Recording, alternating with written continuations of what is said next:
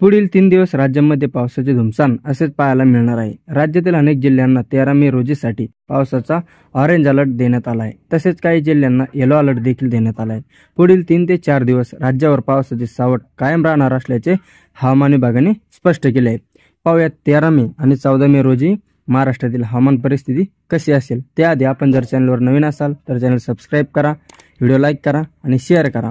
आणि एक गोष्ट क्लिअर करतो ती म्हणजे पिवळ्या रंगाने दर्शवलेले जिल्हे हे येलो अलर्ट असतील, केशरी रंगाने दर्शवलेले जिल्हे हे ऑरेंज अलर्ट असेल आणि हिरव्या रंगाने दर्शवलेले जिल्हे यामध्ये सर्वसाधारण म्हणजे हलक्या पावसाचा अंदाज असेल। चला तर सुरुवात करूया। 13 मे रोजी कोणत्या जिल्ह्यांना पावसाचा अंदाज देण्यात आला आहे। 13 मे रोजी नांदेड, परभणी, हिंगोली, जालना, जळगाव, धुळे, नाशिक घाटमाता, पालघर या जिल्ह्यांना हलक्या पावसाचा अंदाज तसेच वादळी वाऱ्यासह विजांचा कडकडाट देखील होऊ शकतो असा अंदाज हवामान विभागाने दिला आहे।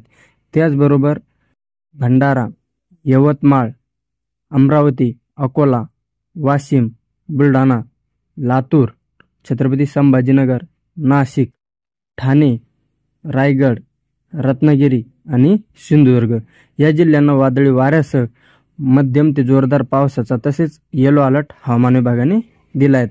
त्याचबरोबर अहिल्यानगर, बीड, धाराशिव, सोलापूर, पुणे, सातारा, सांगली आणि कोल्हापूर या जिल्ह्यांना जोरदार ते अति जोरदार पावसाचा तसेच विजांच्या कडकडाटासह मेघगर्जनेसह वादळी वाऱ्यांसह पावसाचा इशारा आणि ऑरेंज अलर्ट आज हवामान विभागाने जारी केला आहे।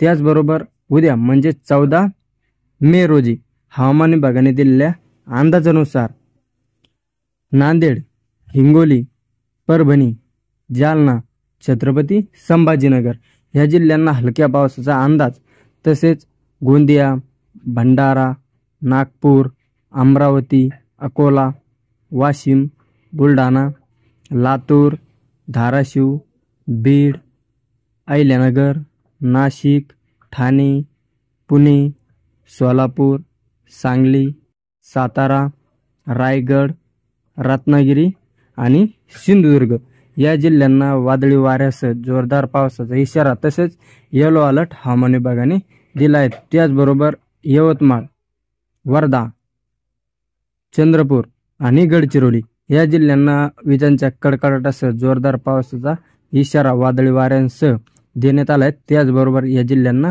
ऑरेंज अलर्ट देखील देण्यात आलेला आहे। चला व्हिडिओ आवडला असेल तर लाईक करा।